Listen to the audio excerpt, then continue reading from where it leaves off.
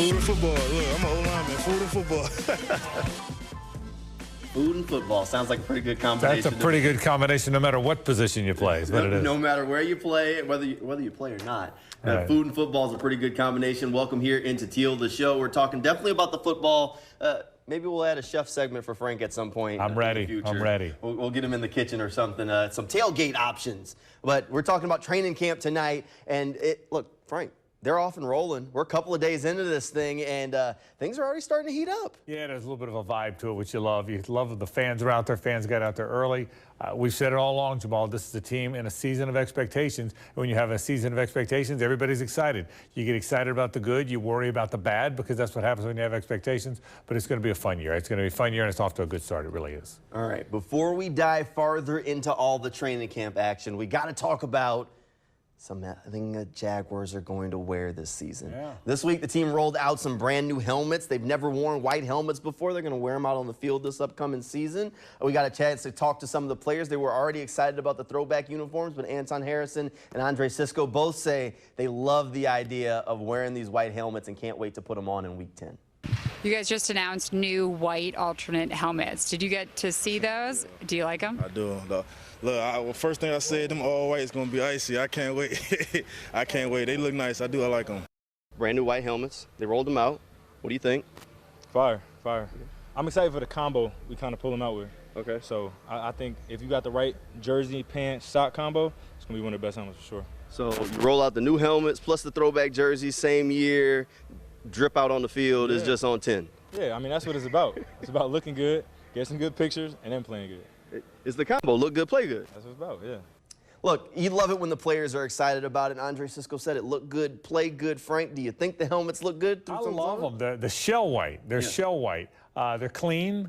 I think I do like them. What I would love, and they can't do it, is I'd like to see the all white. Now, they have to wear those with an alternate jersey.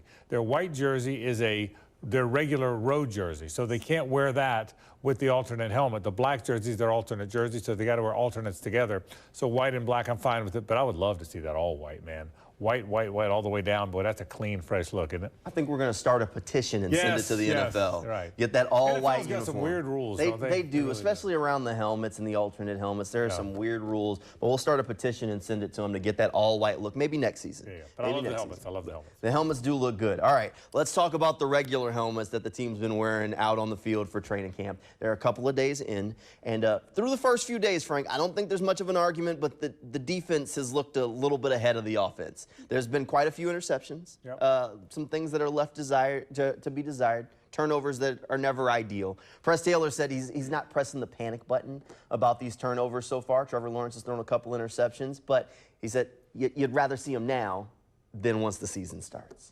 The install's still very small. I think yesterday probably had 26 reps in the red zone passes. We had 6 installs, 6 plays. So we're cycling through, and we'll tell Ryan, hey, plays 5, 10, 15, they're all the same play. If you'll just mix coverages for us so we can build our tapes.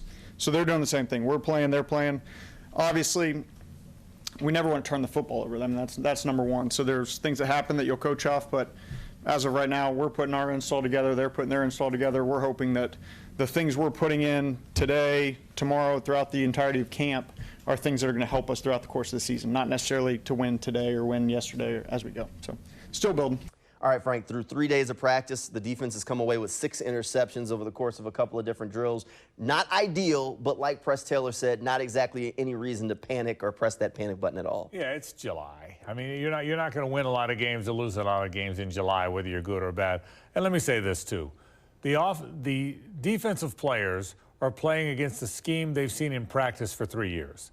The offensive players are playing against a brand new scheme that they don't know the tendencies. They're playing against a different lineup. We all know it's a 4-3 now. Doug was clear it was going to be that before we ever got here. So they're playing against a different scheme, different tendencies, different stuff, not just different players. So I think the defense should have an advantage early on because they know what they're going to see and the offense doesn't. I'm not worried at all. I talked to Gabe Davis today, and one of the things he said, it's early in camp. We're rusty. It's real.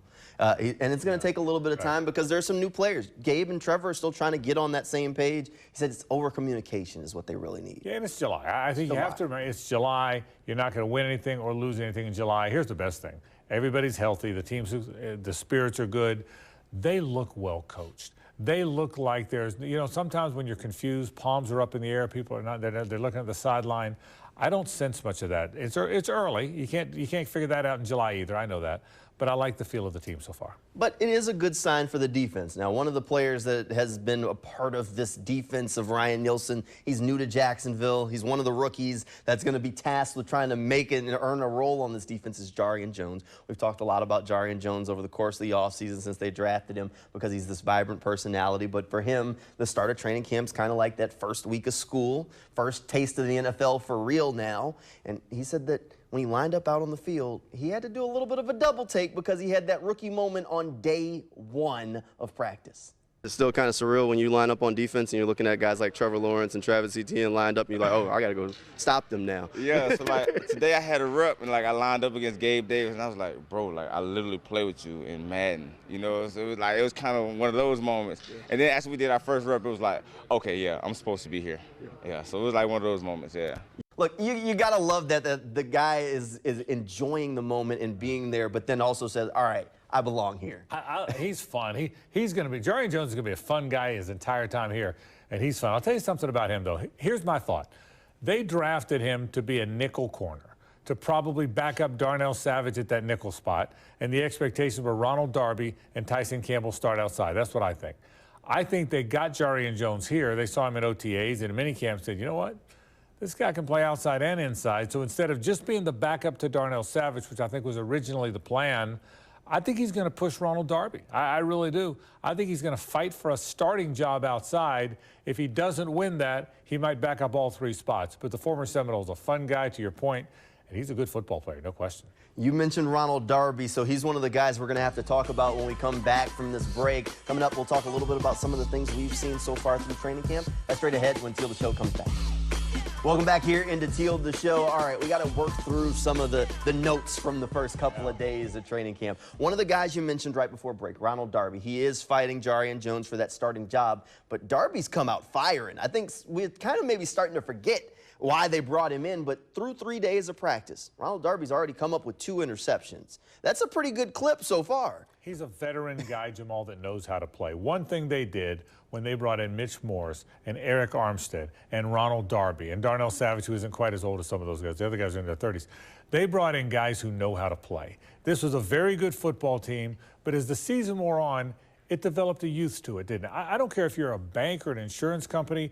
It's sometime when the veteran guys retire and the young guys come up, you can look up and you might be younger than you want to be. And I think that happened with this football team. I think you looked up and they were a little younger than you wanted them to be, so they brought in some veterans. And Darby is a veteran. To your point about the 2 interceptions, he knows how to play. He knows how to anticipate. He knows how to break on the ball. He's going to be a good Jaguar. All right, let's go to the other end of the spectrum, from a veteran guy to a rookie. One of the guys Darby was covering when he came up with that interception was Brian Thomas Jr.